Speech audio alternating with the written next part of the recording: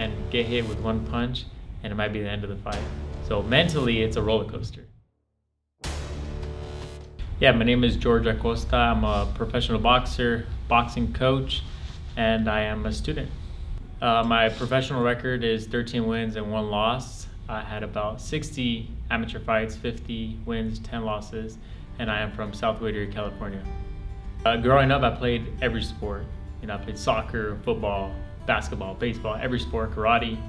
But I went to go visit my family in Mexico, and I had a family member at the time was a professional boxer, and he took me to the gym.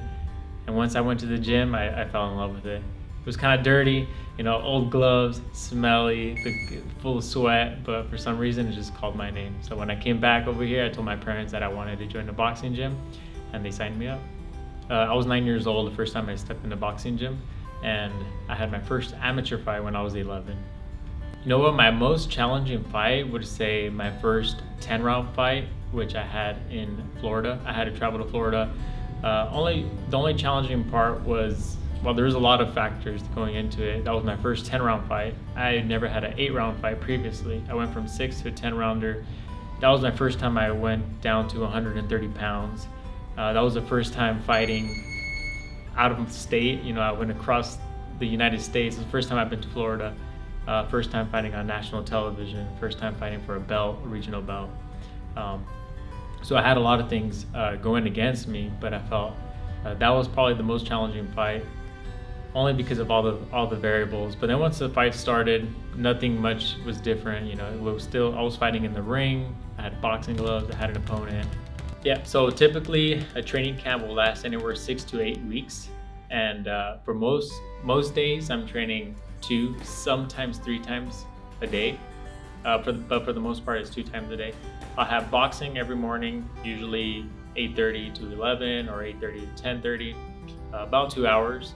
And then later in the evening or in the afternoon, I'll have my second session, whether it's strength conditioning or if it's a run, whatever's on the schedule. And again, it'll be 6 to 8 weeks. And during those time, I'm gradually increasing the intensity the closer the fight gets. So I'm increasing the amount, I'm increasing intensity of the exercise, I'm increasing the volume of sparring, I'm increasing, a lot of variables are changing leading up to the fight, and then at the same time I have to drop the weight. So I'll drop weight the closer I get to the fight, then I'll do the last final week, I'll take it easy. The week of the fight, take it easy, focus on the weight cut, make the weight, and then show up to fight. Mentally, you go through a lot of phases.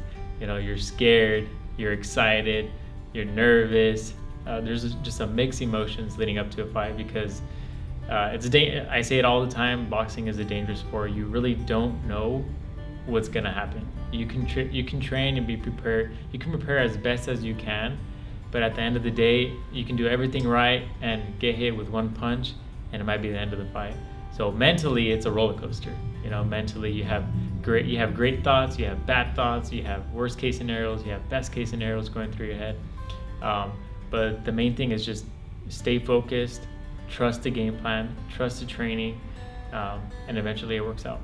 Yeah, so training mentally, I actually talked to a sports psychologist. I had a few sessions, and one of the main things that I took away from talking to the sports psychologist was accepting how I feel.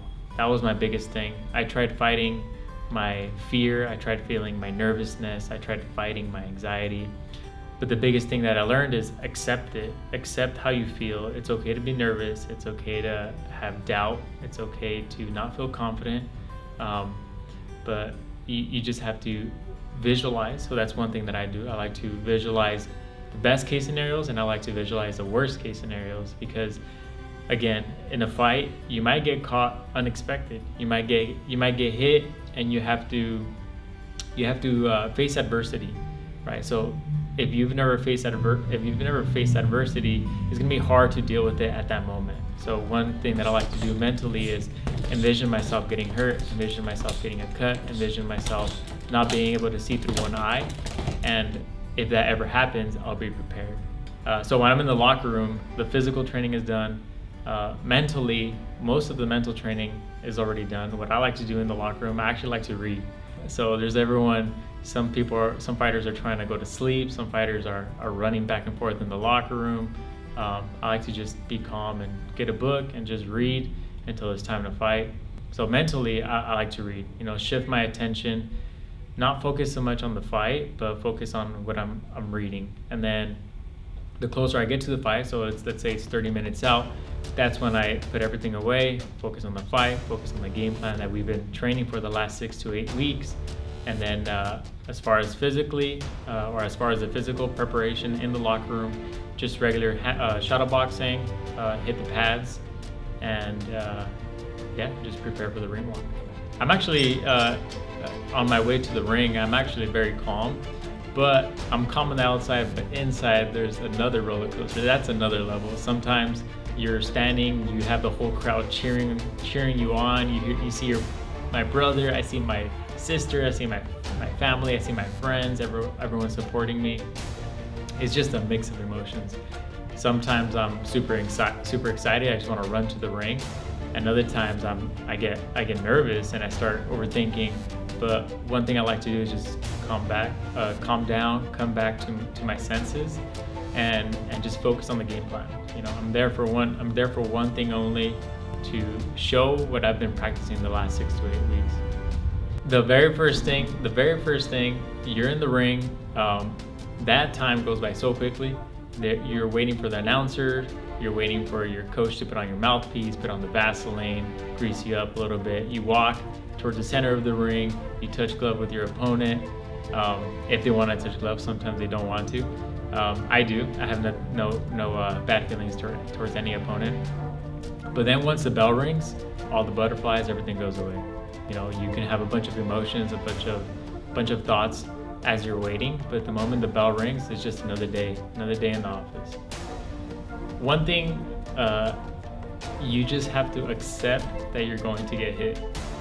One issue that I dealt with in my amateur career is I don't want to get hit, and that blocked my performance. I wasn't thinking of how to win the fight, but thinking more of like, how do I not lose this fight? So one thing that I do is I go into the ring and I'm like, hey, I'm gonna get hit.